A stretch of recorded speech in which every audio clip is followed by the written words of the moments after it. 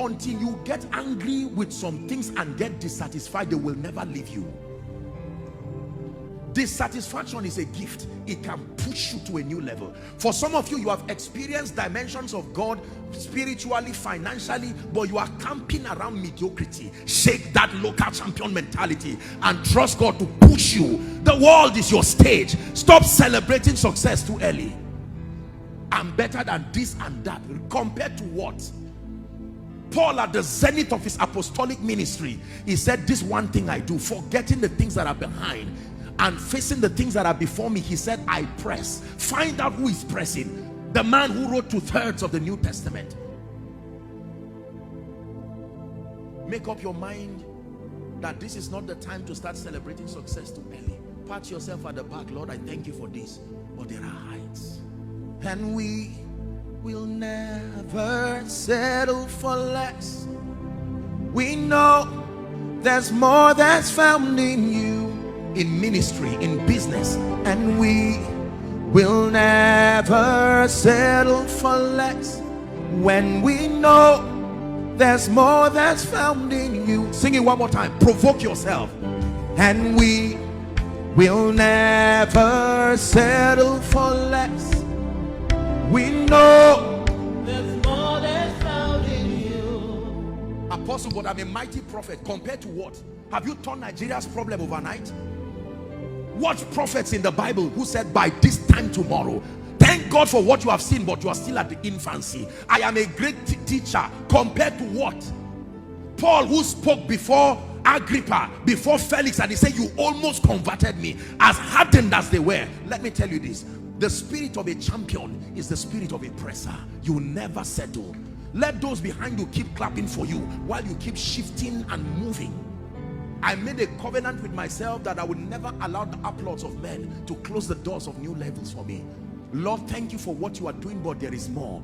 Compared to where you are taking us, we are just a step out of the cave. Keep us humble. That's why pride is a killer. If you are here and you are suffering from the spirit of pride, repent this night and go for a retreat after this conference.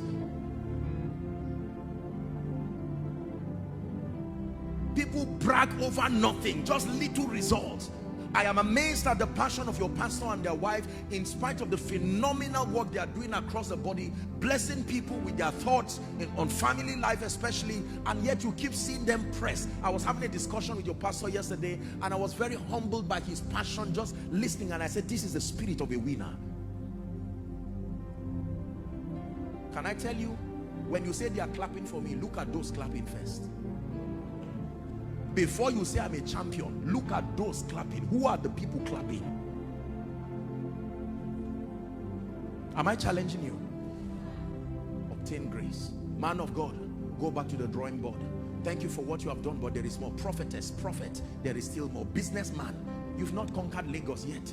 Thank God that you have started, but come on. Have you been able to give and fund a conference without it affecting your finances? If the answer is no, you are not yet there. Thank God for what you have done, but keep pressing. The moment you start settling, I am better than my relatives in the village, you have pegged yourself at a level. You see, the character of champions is that they never see the finish line. It is only the spectators that see the finish line. A champion has lost the ability to see the finish line. When coaches train champions, they extend the finish line by several meters beyond the actual finish line, so that psychologically they peg themselves at a higher standard, and they are surprised on the day of competition that they finished, because their mind still believes they should go further. Let me challenge someone here. It is too early to start clapping for yourself. I celebrate what you have started doing, but if your pastor, your man of God, the prophet over your life is still with energy and passion driving, you don't rest on the second day, you rest on the seventh day. Some of you are already resting even before the seventh day. Apostle, I went to my small fellowship. Or apostle, I was invited for a fellowship, and my goodness, the word was so powerful. Who marked you? By what parameters did you vet that meeting?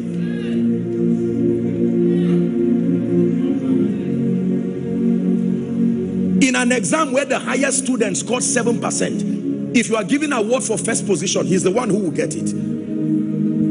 He still failed, but he failed the highest. If you now categorize people into a grade system of F, what they call it, E down to A, all the people, both the first position and the one who didn't write the exam, will be in one category. Be careful who is clapping for you. Now, I'm not saying don't enjoy. There are times to pat yourself at the back, but let me tell you, there is the spirit of mediocrity that has stopped many people from accessing grace. Arriving too early, celebrating over nothing. We are talking of days where you will keep nations still for Jesus.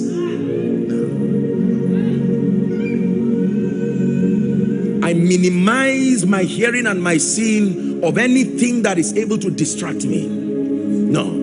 It is a formula that has worked powerfully for me. If I hear you clapping from afar, I tell you, God bless you from afar, and let's get to work. For as long as there is somebody not healed, for as long as sick people come, 500 of them and 2 are healed, we give God glory, but that's not the best. Come on.